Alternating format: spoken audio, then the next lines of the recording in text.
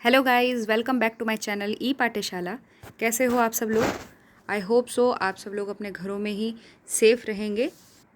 आज हम इस वीडियो में जूलॉजी से रिलेटेड कुछ क्वेश्चंस को डिस्कस करेंगे जो कि बहुत इंपॉर्टेंट है। तो जो एलटी साइंस वाले हैं और नीट एस्पिरेंट्स हैं वो इस वीडियो को ज़रूर देखें। जो लोग इस चैनल पर नए हैं वो इस चैनल को सब्सक्राइब कर लीजिए और बगल का बेल आइकन भी प्रेस कर लीजिए ताकि आपको मिलती रहे लेटेस्ट अपडेट्स, और साथ में ही मेरी वीडियो को लाइक ज़रूर करें। तो चलिए स्टार्ट करते हैं। The first act in taxonomy, जो टैक्सोनॉमी में पहला एक्ट होता है वो कौन सा होता है? तो आपको देखो 3 स्टेप्स याद रखने हैं। INC, टैक्सोनॉमी के 3 मेन स्टेप्स हैं। आई मतलब होता है आइडेंटिफिकेशन, सेकंड वन होता है नॉमनक्लेचर और थर्ड वन होता है क्लासिफिकेशन। तो ये 3 एक्ट होते हैं टैक्सोनॉमी में। आइडेंटिफिकेशन में पहले प्लांट की आइडेंटिफाई किया जाता है, नॉमनक्लेचर में उनको नेमिंग की जाती है और क्लासिफिकेशन में उनको क्लासिफाइड किया जाता है कि ये किस किस कैटेगरी के अंतर्गत आते हैं। सेम जैसे प्लांट्स के साथ होता है वैसे एनिमल्स के साथ भी होता है। इसलिए टैक्सोनॉमी कॉमन ब्रांच है जूलॉजी और बॉटनी की। इसका जो सही आंसर हो जाएगा वो हो जाएगा डी वाला, identification. Next question, binomial nomenclature was introduced by. जो बाइनोमियल नॉमनक्लेचर है वो किसके द्वारा इंट्रोड्यूस किया गया? Binomial nomenclature well known nomenclature है, ये दिया है लीनियस ने। लीनियस ने कहा था कि जो प्रत्येक प्लांट या एनिमल होगा उसको 2 नामों से बुलाया जाएगा। पहला आगे आता है जेनेरिक नेम और दूसरा होगा स्पेसिफिक एपिथेट। ठीक है, तो इस क्वेश्चन का जो आंसर है वो हो जाएगा B, Carolus Linnaeus. Question, who added the phylum term.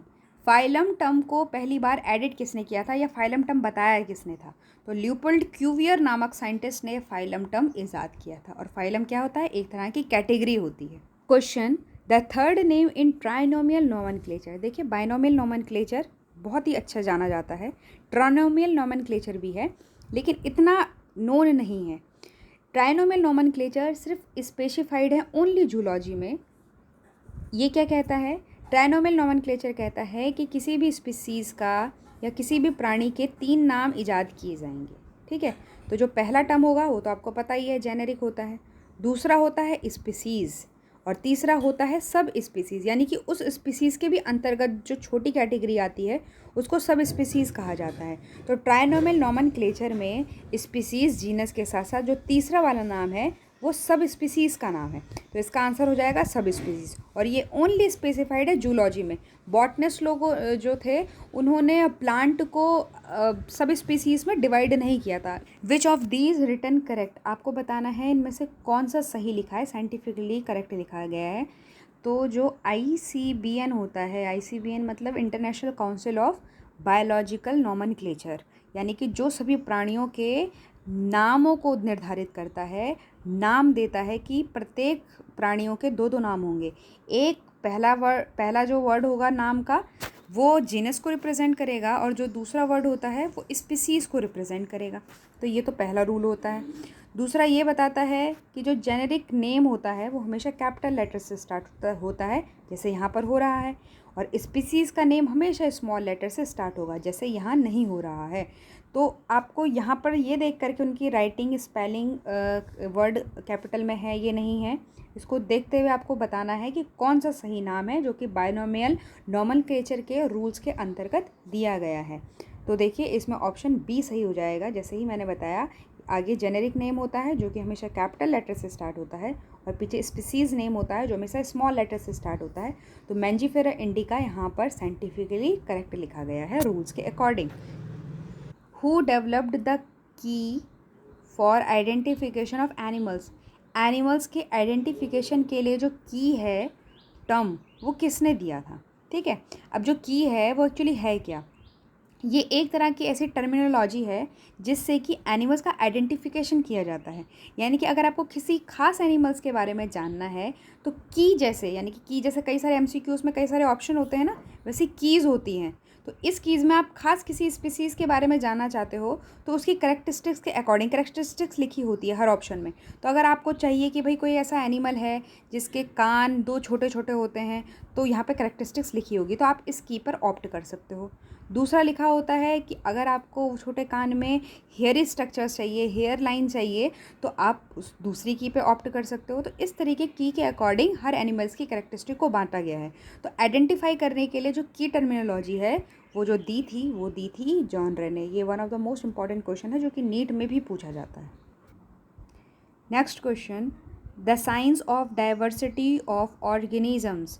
जो ऑर्गेनिजम्स की डाइवर्सिटी की स्टडी होती है वो किसके अंदर की जाती है? देखिए, डाइवर्सिटी का मतलब होता है विभिन्नताएं, कि एक ही ऑर्गेनिजम्स दूसरे ऑर्गेनिज्म से किस वे में डिफरेंट है। ठीक है, हेयर्स तो इसमें भी पाए जाते हैं, हेयर्स इस एनिमल्स में भी पाए जाते हैं, लेकिन क्या अंतर है कि दोनों के हेयर के कंपोनेंट में या हेयर किससे बना है। तो इस अंतर को अलग करने के लिए कि एक ऑर्गेनिज्म दूसरे से कितना भिन्न है, इसकी स्टडी की जाती है डाइवर्सिटी के अंतर्गत। ठीक है, तो उसकी स्टडी को कहा जाता है सिस्टमैटिक्स। ये आपको याद रखना है कि जो सिस्टमैटिक्स और टैक्सोनॉमी है वो दोनों एक जैसे ही हैं, एक ही का पार्ट है वो। ठीक है, लेकिन कुछ टर्मिनोलॉजी है जो उनको सेपरेट करती है। टैक्सोनॉमी में आप क्लासिफिकेशन की स्टडी करते हैं कि ऑर्गेनिज्म को कैसे क्लासिफाइड किया गया है, और सिस्टमैटिक्स में आप ये पढ़ते हो कि ऑर्गेनिजम्स की डाइवर्सिटी क्या है, उनकी विभिन्नताएं क्या हैं, उनके जो दो ऑर्गेनिज्म है वो कैसे एक दूसरे से डिफरेंट है, क्या कैरेक्टरिस्टिक्स है। ठीक है, तो उसकी जो डिटेल्ड स्टडी है वो सिस्टमैटिक्स में की जाती है। तो डाइवर्सिटी ऑफ ऑर्गेनिजम्स की स्टडी आएगी तो आप सिस्टमैटिक्स पे ही टिक लगाएंगे। तो इसका करेक्ट आंसर हो जाएगा B. The father of modern taxonomy is. Modern taxonomy के फादर कौन है?